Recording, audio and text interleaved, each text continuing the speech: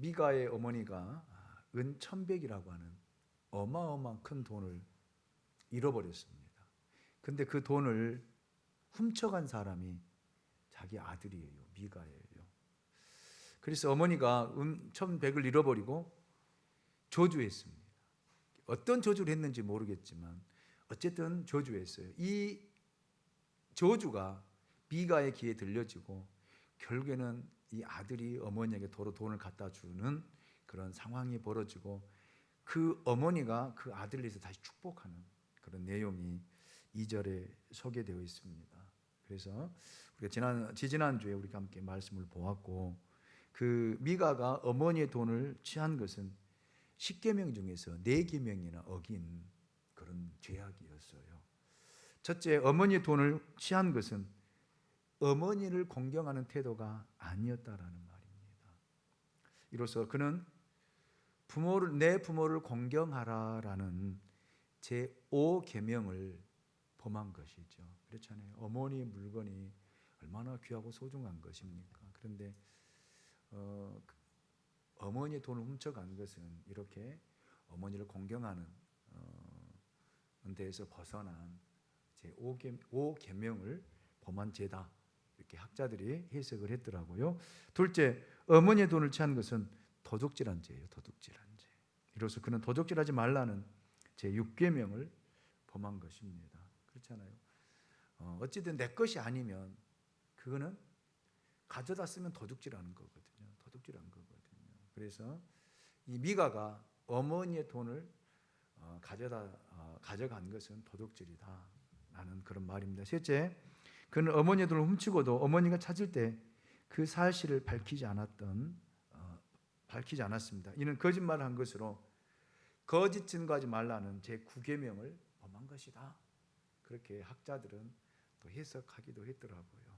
넷째, 그는 어머니의 돈을 탐하여 취했다. 이로써 그는 이웃의 소유를 탐하지 말라는 제10계명을 범한 죄를 저질렀다. 이렇게 학자들은 이야기하면서 어찌 보면 하나님께서 율법으로 준 10계명으로 준 대계명이나 범한 크나큰 죄다. 그런데 여러분, 어떻게 그 사실을 알고 아들이 훔쳐갔더라도 책망을 해서 바르게 깨우쳐 줘야 되는데 엄마는 그러지 못한 거예요. 그 아들을 오히려 저주했다가 자기 아들이 가져갔다는 사실을 통해서 축복하는 그 모습을 이렇게 엿볼 수 있습니다. 미가는 어차피 자신의 것이 된 어머니의 돈을 미리 취한 것뿐이라고 생각했을지 모르지만 그 돈을 취하는 과정에서 그는 사람과의 관계에서 지켜야 할 6계명 중에서 4가지의 계명을 범했다라고 정의해 볼 수 있습니다. 죄는 서로 연계되어 있기 때문에 한 가지의 죄를 지으면 다른 죄까지 범하게 된다라고 하는 사실을 우리에게 깨우쳐주고 있는 그런 말씀. 한 가지 죄를 짓고 거기서 끝난 것이 아니거든요. 계속 이어져서 그 죄가 죄를 낳고 또 제가 죄를 낳고 제가 죄를 낳으면 어떻게 돼요? 사망에 이르게 되는 것들을 우리가 볼 수 있잖아요. 그래서 죄라고 하는 것이 무서운 거예요. 무서운 것입니다. 그래서 여러분, 우리는 어떤 것이라도 죄라고 하는 것은 멀리 할 수 있는, 가까이 하지 않는 저와 여러분이 될 수 있기를 주님의 이름으로 축원합니다. 자, 그런데 보세요. 돈을 되찾은 그 어머니는 그 돈으로 아들을 위해서 뭐예요? 신상을 만들잖아요. 신상을. 자, 3절 말씀 우리 같이 한번 읽어보도록 하겠습니다. 3절입니다. 시작. 미가가 은 1,100을 그의 어머니에게 도로 주매 그의 어머니가 이르되 내가 내 아들을 위하여 한 신상을 새기며 한 신상을 부어 만들기 위해 내 손에서 이 은을 여호와께 거룩히 드리노라. 그러므로 내가 이제 이 은을 내게 도로 주리라. 아멘. 은 1,100을 돌려받은 미가의 어머니 마을에서 도덕적인 문제뿐만 아니라 영적으로도 심각한 문제를 발견하게 되어집니다. 되찾은 돈으로 여호와께 거룩하게 드린다라고 하면서 뭐라고 해요? 아들을 위해 신상을 만들겠다. 신상을 만들겠다라는 것은 당시 이스라엘이 여호와의 신앙의 순수성을 잃어버리고 종교적으로 매우 타락하고 얼마나 혼란스러웠는가를 참 보여주고 있는 단면이기도 합니다. 만일 하나님의 말씀이 제대로 전해지고 하나님의 말씀을 통한 교육이 제대로 이루어졌다라면 여호와께 드리기 위해 신상을 부어 만드는 일은 결코 생각조차 할 수 없는 일이거든요. 여러분 그렇잖아요. 하나님이 어떤 것으로도 만들지 말라고 했거든요. 그런데 여러분 보세요. 여호와께 드리기 위해 신상을 만든다? 여기서 여호와께 드린다라는 말은 그의 돈을 하나님께 드리기로 했다는 것으로 아마 미가의 어머니는 그 돈을 찾게 되면 하나님께 드리겠다, 이렇게 서운했던 것 같습니다. 그렇잖아요. 돈을 잃어버렸을 때는 뭔 말을 못 하겠어요. 돈 없을 때는 뭔 이야기를 못 하겠어요. 그렇잖아요. 돈 없을 때는요, 공수표를 얼마든지 남발을 써요. 그렇잖아요. 여러분 지금 돈이 없잖아요. 응? 없죠? 10억 있어요? 10억 있어요? 현금으로? 없잖아요. 그러면 10억을 여러분에게 준다라면, 생긴다라면 1억 11조 하겠어요? 당연히 한다고 하지요.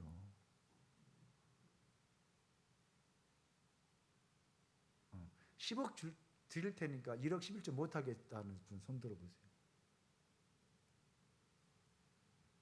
송주.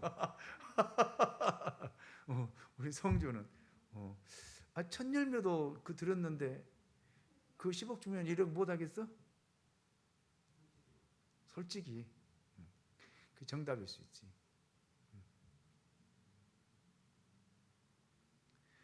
아마 여러분들에게 다 지금 물어보면 내가 10억 생긴다라면 그 1억 못 드리겠어요?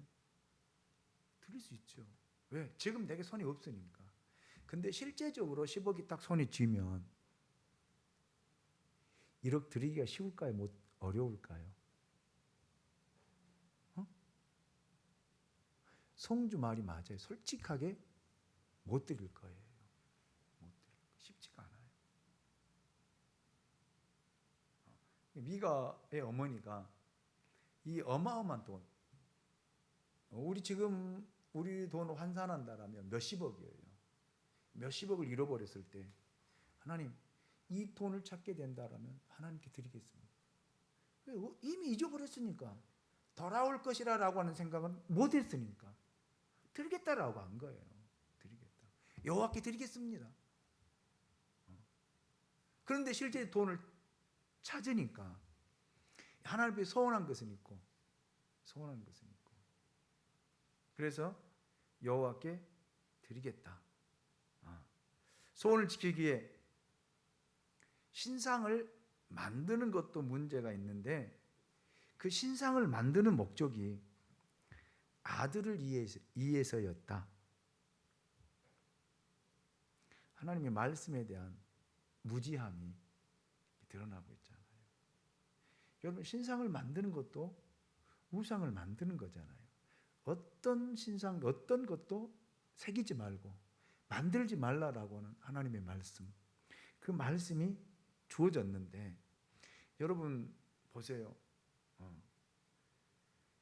이 신상을 만들어서 아들을 위해서,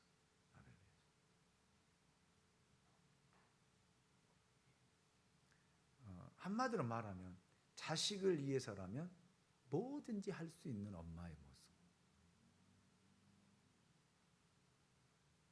한번 물어봅시다. 여러분 자식들 다 있잖아요. 성 권사님 아들 남경이 있잖아요.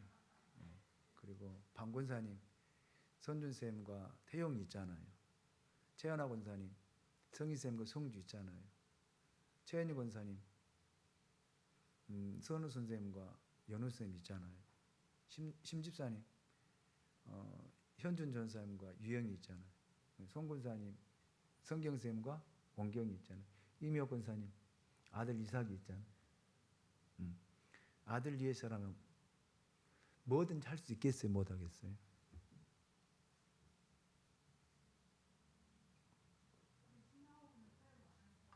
네? 신앙은 타협을 하지 않고 믿음 안에서 행할 수 있다. 여러분은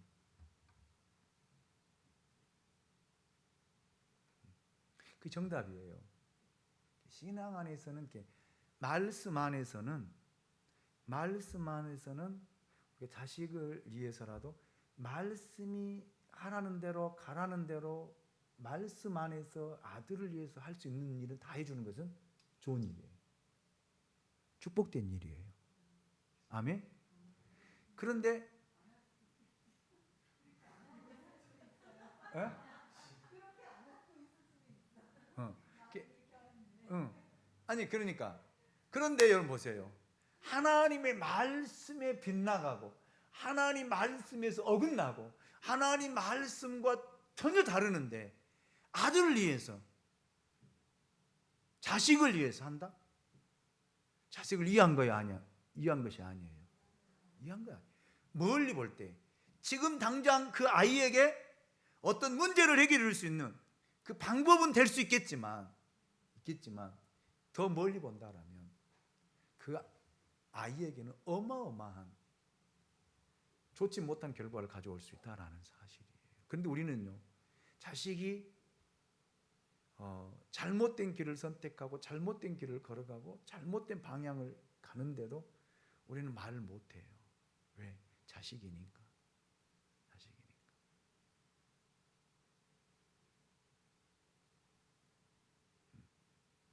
그렇다. 부모와 자녀 관계도 그렇더라고요. 저도 그랬습니다.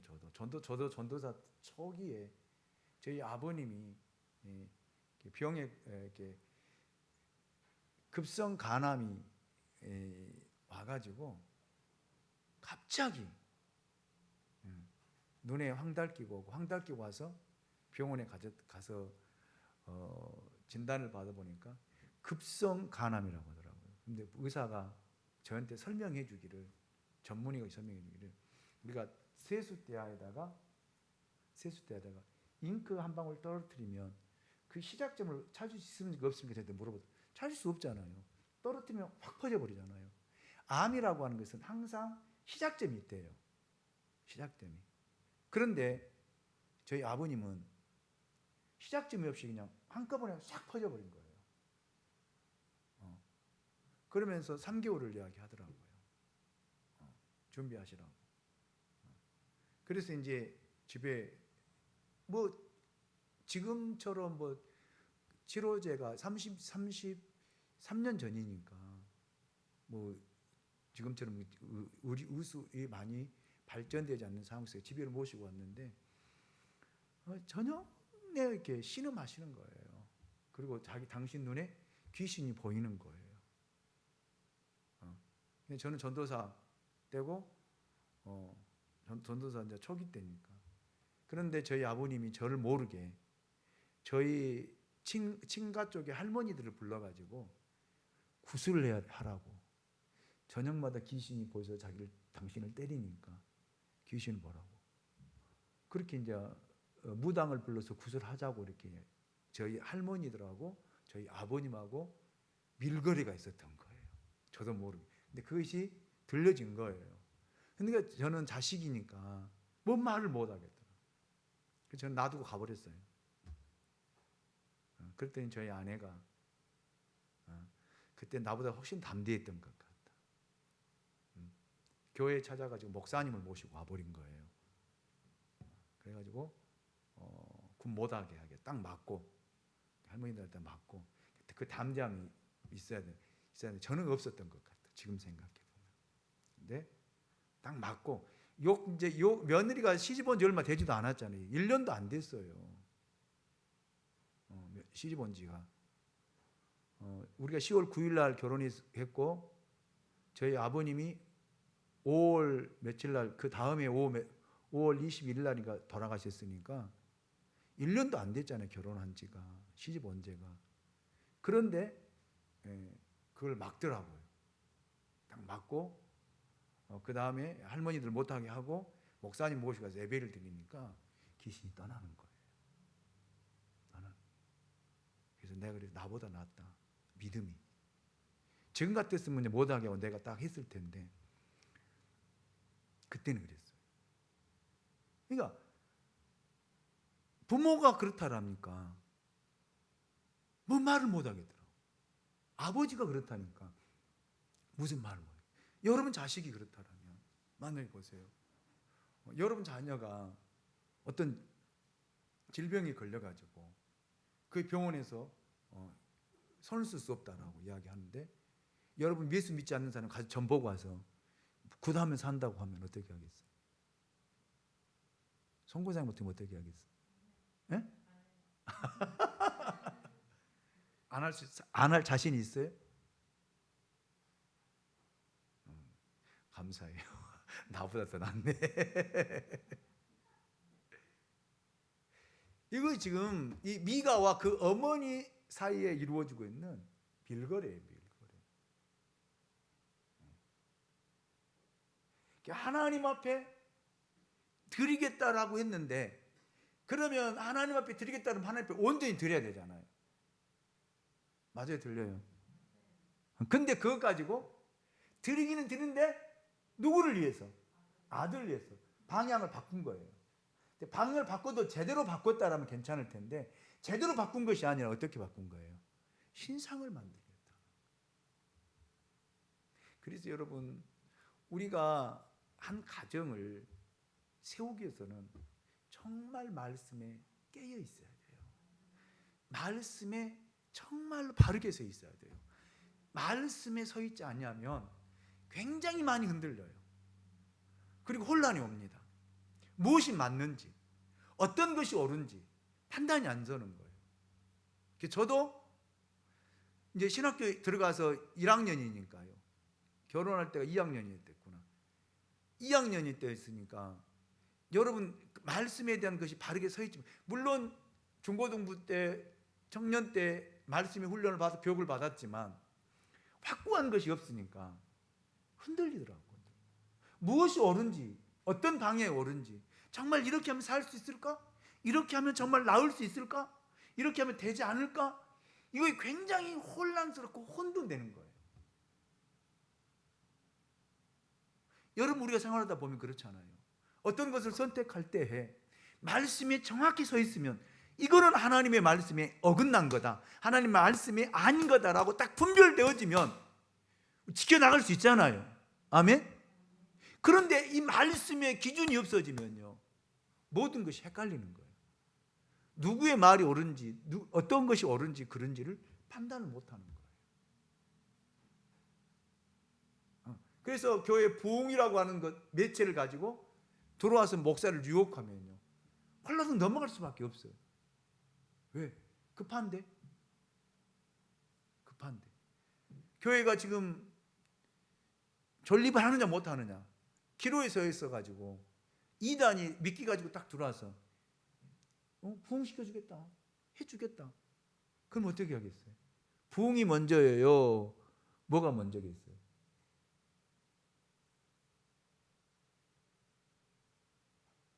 한번 물어봅시다. 뭐가 먼저겠어요? 아니 교회 부흥시켜준다는데. 이런 유혹이 목회자들에게는 와요. 그래서 여기저기 쫓아다니고 성경에 어긋난 것도 갖다가 접목시켜가지고 교회 부흥을 위해서 해가는 그런 경향들이 정말 많아요. 그래서 말씀에 정말 그 기준이 말씀에 바르게 서야만이 여러분 내가 한다고 해서 부흥이 되는 거 아니거든요. 아멘입니까? 그렇더라고요. 제가 열심히 한다고 해서 물론 열심히 해야죠. 하나님 앞에 주어진 시간 속에 기도하고 복음 전하는 일, 하나님 말씀 가르치는 일, 증거하는 일 최선을 다해서 생명을 걸고 해야죠. 그렇다고 해서 내가 교회 부흥을 일으키는 건 아니더라고요. 아멘? 내가 부흥을 일으키는 거 아니더라고요. 부흥을 누가 가져다 주는 거예요? 하나님이 주시는 거거든요. 하나님이 성령을 통해서 교회의 부흥을 일으키고 교회를 세워가는 것이지 여기 서 있는 김 목사가 할 수 있는 것은 아무것도 없더라고요. 그런데 교회 부흥의 주체를 목사가 하는 것처럼 해가지고 교회 부흥을 하겠다, 부흥을 일으키겠다 이렇게 해가지고 미끼를 갖다 주면은 무는 경우. 그래서 이단들에게 넘어가요, 교회들이. 큰 교회들도 작은 교회들. 큰 교회들도 왜 넘어간 줄 아세요? 교회가 견고하게 있으면 절대 이단에게 안 넘어갑니다, 큰 교회들도. 그런데 무엇에 시달리면요, 교회 지어놓고 빚에 시달리면 넘어가게 돼 있어요.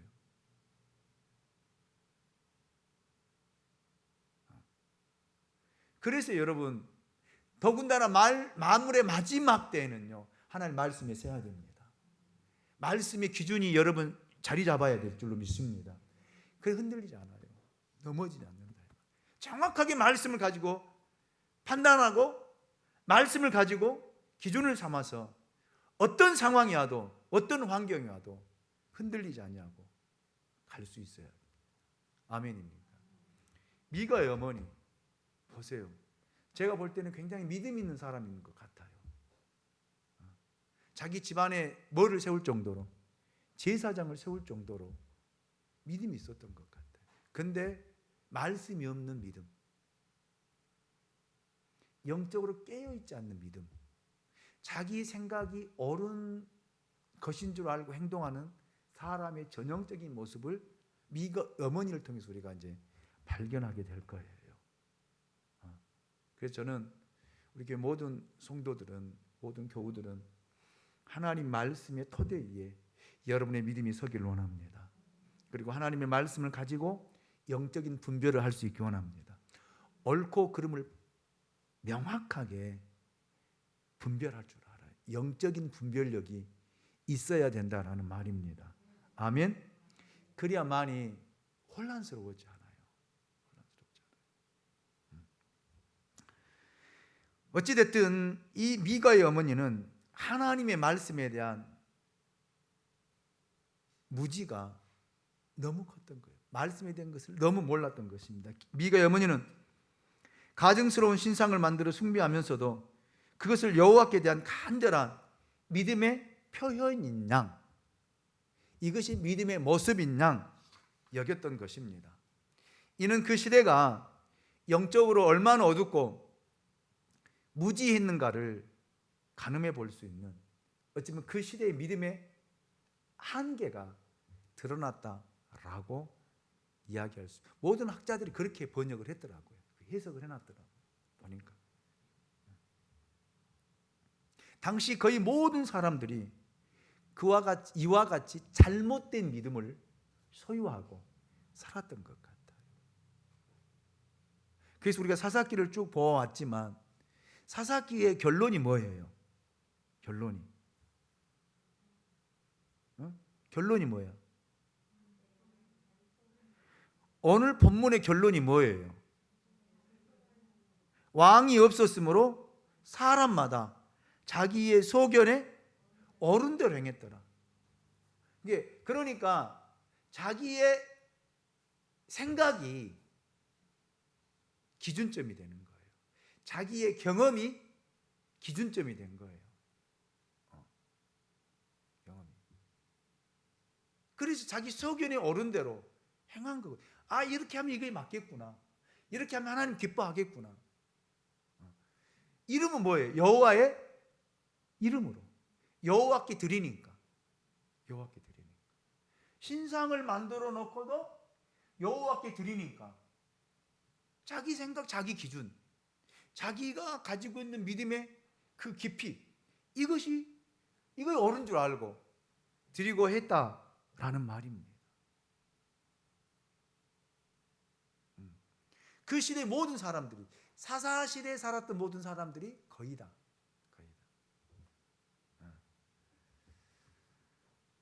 그래서 그때 그 시대에 믿음의 평가가 나왔는데 어떻게 나왔냐면, 사람마다 자기 소견에 옳은 대로 행했다라고 하는 평가가 나올 만큼 절대 진리인 하나님의 말씀에 대해 무지한 영적 암흑 시대였다. 이렇게 우리가 진단을 해도 무방합니다. 자, 그렇다면 여러분, 오늘 시대는 여러분 어떻다고 생각하십니까?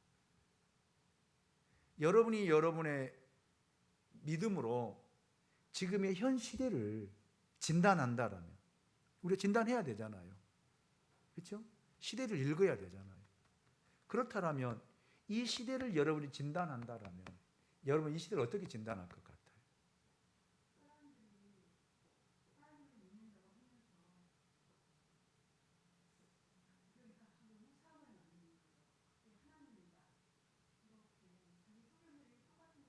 그렇죠? 또 저도 권사님 똑같은 생각을 하거든요.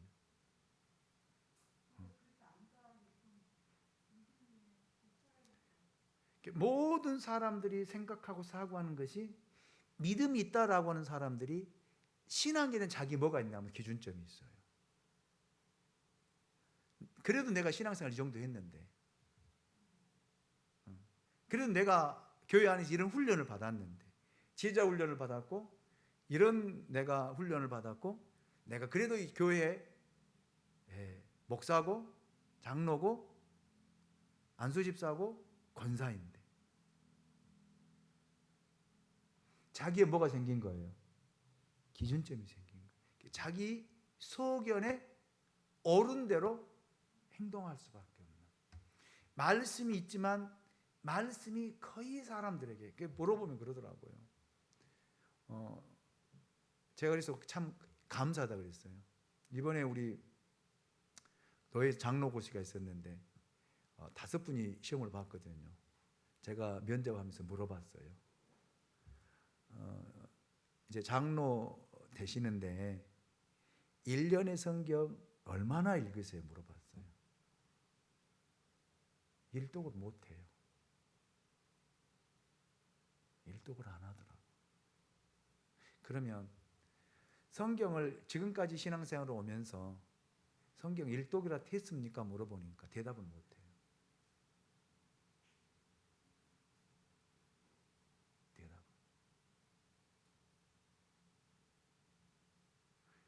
제가 그래서 그랬어요. 그러면 교회를 무엇으로 세우시렵니까? 이제 교회 장로가 되어지면 교회를 성도들을 대표해서 교회를 세워가야 되는데 어떻게 세워가렵니까? 바쁘다는 거예요. 너무 바쁘다는 거예요. 성경 읽을 시간이 없다는 거예요.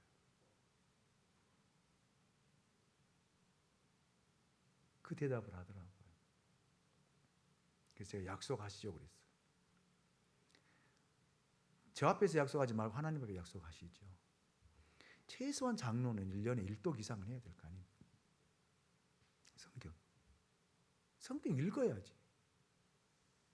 성경대로 성경대로 성도들에게 가르치고 본이 되는 삶을 살아야 되지 않겠어요? 이야기했더니 알겠습니다. 성경 읽겠습니다. 하는데 여러분, 그래도 거기에 오신 분들은 교회에서 뭐 한 거예요? 인정받은 거 아니에요, 성도들에게. 그렇죠? 왜? 투표를 했으니까. 투표를 해서 3분의 2 이상을 찬성을 받았으니까. 성도들에게 뭐 한 거예요? 신임을 받고 인정을 받은 거잖아요. 그렇다면 그분들이 어떤 모습으로 교회를 섬기고 헌신했느냐라는 거예요. 제가 지금까지 해왔던 것이 중요한 것이 아닙니다. 지금까지 교회 성도들 인정을 받고 그렇게 헌신하고 섬겼던 것도 중요하지만 앞으로가 중요합니다. 말씀 없이 교회는 세워질 수가 없습니다. 말씀 없이 목회자와 동역할 수가 없습니다. 제가 이야기를 분명하게 했거든요.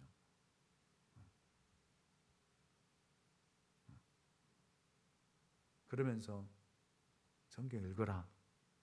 성경이 뭐든지 기준이 돼야 된다. 하나님 말씀이 기준점이 돼야 된다.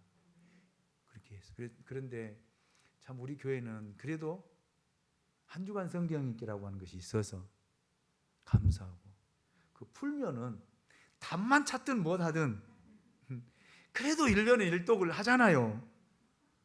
답을 찾으라고 넘기니까 1독 하잖아요. 아멘? 그리고 또 다 성경 읽어서 올리니까 저는 우리 장로님한테 너무 감사해요. 장로님이 매일매일 성경 읽어서 남성교 방에도 올려주시거든요. 너무 감사하고, 또 심집사님도 성경 계속 읽어서 그래도 기도의 설박해 하면서 올리고, 여러분들 어쨌든 간에 거짓말로 올리진 않을 거 아니에요. 맞아요, 안 맞아요? 그렇잖아요. 그래서 읽고 올리는 모습들이 너무 말씀에 무지하면 자기 소견대로 갈 수밖에 없어요. 자기 생각대로 갈 수밖에. 그렇잖아요. 우리가 하루 생활하는데 여러분 한번 생각해 보세요. 여러분 하루 24시간 하루 생활하는 속에서 여러분 생각대로 생활한다고 생각하세요? 어떻게 생활한다고 생각해요? 한번 물어봅시다. 아침에 일어나면서부터 저녁에 잠자리 누울 때까지 보통 몇 시간이에요? 아침에 보통 몇 시에 일어나요? 새벽 예배 나오신 분들 5시, 4시 반이면 일어나잖아요. 그리고 어쨌든 또 기도하신 분들 아침에 일찍 일어나잖아요. 그러면 아침에 일찍 일어나서 우리 보통 5시 일어난다고 생각해 봐요. 밤 11시, 12시에 주무신다고 생각해 보시고 몇 시간이에요? 17시간. 17시간, 잠자는 시간 빼고. 그러면 여러분 17시간을 생활하는데 어떻게 생활한다고 생각하세요?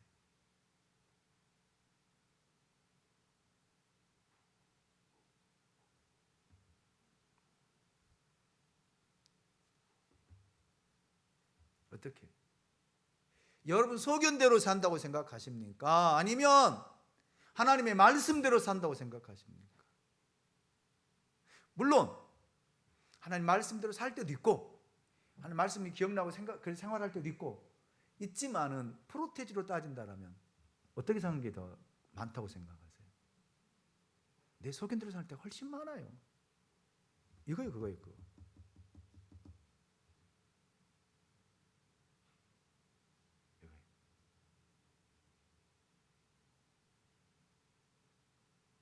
그래서 하나님의 말씀을 늘 읽고 우리는 한계가 있잖아요. 여러분 기도할 때 그렇게 기도해요. 저도 그렇게 기도하거든요. 하나님, 읽었던 말씀들이 늘 생각나게 해달라고.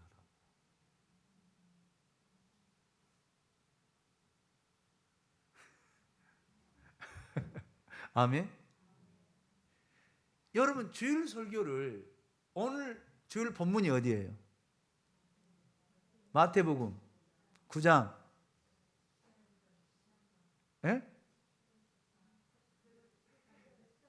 10절에서 13절.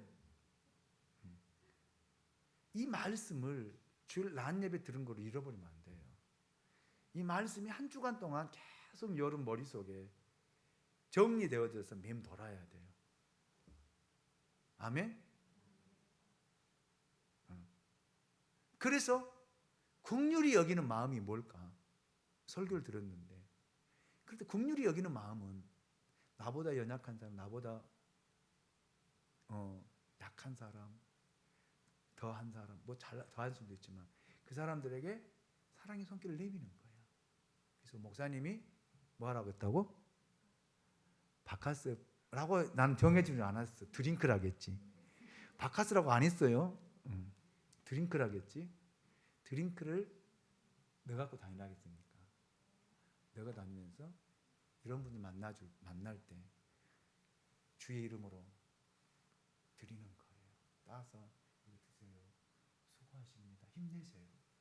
그 뭐 하는 거예요? 하나님 말씀대로 순종하는 거거든요.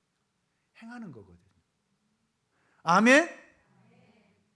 그 말씀을 듣고 그렇게 행동하는 거예요. 행하는 거예요. 살아가는 거예요.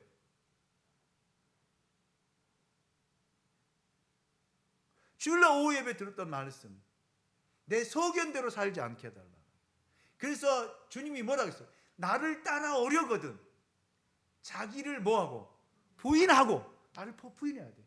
내 생각을 부인해야 돼. 내 사고를 부인해야 돼. 그리고 자기 십자가를 짊어지고 나를 따라가겠잖아요. 자기 십자가 짊어진 거예요. 예수님의 말씀대로 따라가는 것을 이야기하는 거거든요. 아멘? 그래서 그렇게 가는 거예요. 그래야만이 자기 소견대로 살아가지 않는 거예요. 그래서 우리가 하루 24시간 잠자는 시간 7시간에서 8시간 빼고 나면 나머지는 내가 어떻게 사는가를 정확하게 진단해 봐야 돼. 말씀을 통해서 진단. 어떤 일을 할 때도 정말 말씀을 따라서 어떤 집안에서 설거지하는 것, 그것도 뭘 위해서 하는 거예요? 하나님을 위해서 하는 거예요. 그래서 밥 먹고 설거지하는 게 쉬운 일이 아니더라고요. 정말 귀찮아. 사람이 배고플 때는요 손이 빨라져. 빨리 잠깐만 기다려 해주는데 밥 먹고 나면 배가 부르고 나면 일어나기가 귀찮더라고. 그렇죠? 그럴 때도 그래, 주님이 가족을 위해서 하나님을 위해서 하라 하겠으니 기쁨으로 하는 거야. 아멘? 말씀에 순종하는 거야.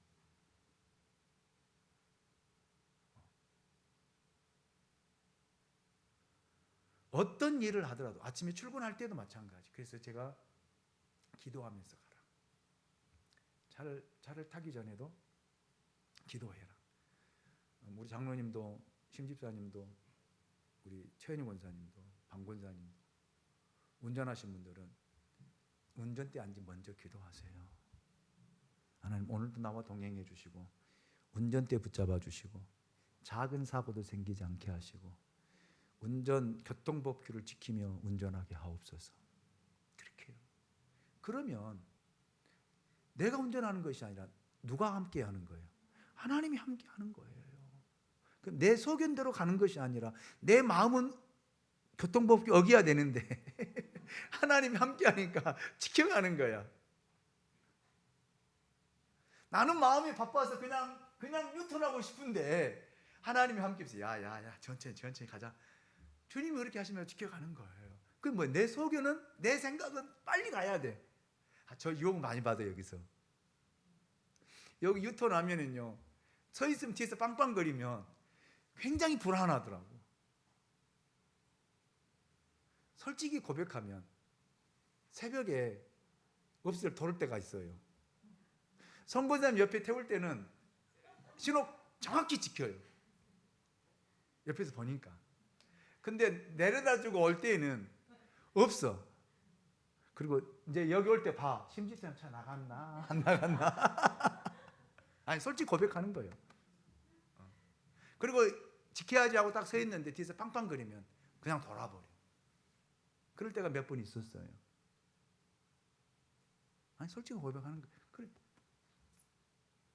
이것이 내 성격이고 내 운전의 습관이고 내 모습이구나. 내 소견대로 그냥 도는 거잖아요. 그런데 옆에 사람 있으면요 빵빵 거리든 말든 그냥 지킨다니까. 그것이 내 소견대로 하는 거예요. 아멘. 그러니까 하나님이 나와 함께 하신다는 그 인식이 있다라면 코람데오 하나님 앞에서 행해진다라고 생각한다라면 우리가 좀 늦더라도 좀 하더라도 지켜갈 수 있잖아요. 내 소견은 빨리 가야 돼. 내 소견은 행동해야 돼. 내 소견대로 해야 돼. 그런데 하나님은 뭐예요? 지키면서 가라. 지키면서 행해라. 이렇게 하는 거예요. 아멘. 그거더라고요. 그래서 회개예요. 저 돌았어요.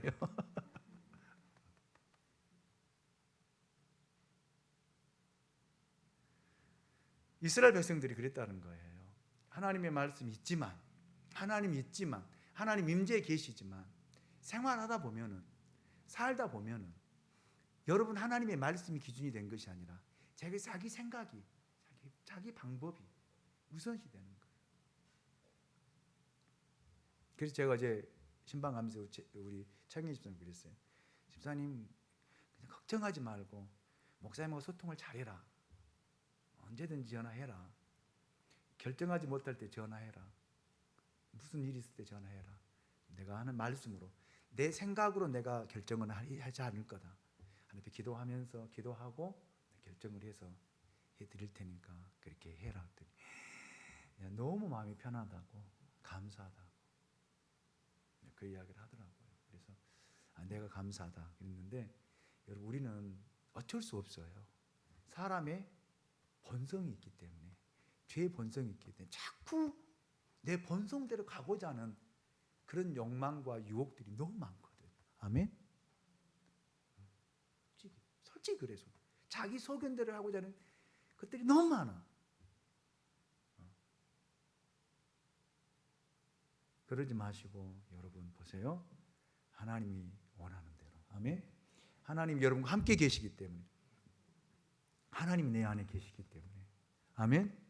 그래서 하나님이 이끄시는 대로 하는 말씀. 여러분들이 어떤 일을 결정이 있어서 하는 말씀대로 그 결정이 못할 것 같으면, 그래도 여러분 영적인 부분을 지도하고 있는 목회자에게 전화해서 목사님 이런 결정을 했는데 어떻게 해야 좋습니까? 그 결정해서 가는 거예요. 아멘. 그래서 영적인 지도자를 세워놨잖아요.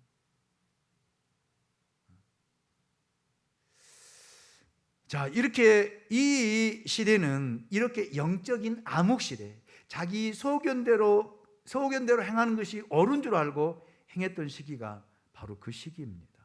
그래서 우리는 이 말씀을 통해서 분명히 깨달아야 돼요. 하나님의 말씀이 늘 우리 안에 있어야 됩니다. 하나님의 말씀이 기준이 돼야 됩니다. 하나님의 말씀이 여러분 마음속에 떠나지 않아야 돼요. 아멘입니까? 그래서 읽는 거예요. 그래서 묵상하는 거예요. 그거 읽고 묵상하고 그냥 잊어버리고 내 마음대로 생활한다라면 읽을 이유가 없어. 들을 이유가 없어요. 그렇잖아요. 읽고 듣는 이유가 뭡니까? 그 말씀대로 살고자 함이 아닙니까? 아멘. 그래서 그 말씀을 여러분 지금 이 시대에 우리 정말 말씀 많이 읽읍시다. 아멘. 그 말씀대로 살아갑시다. 내 생각이 아니라 하나님의 말씀이 기준이 될 수 있기를 다시 한번 예수님의 이름으로 축원합니다. 기도하겠습니다. 우리를 사랑하시는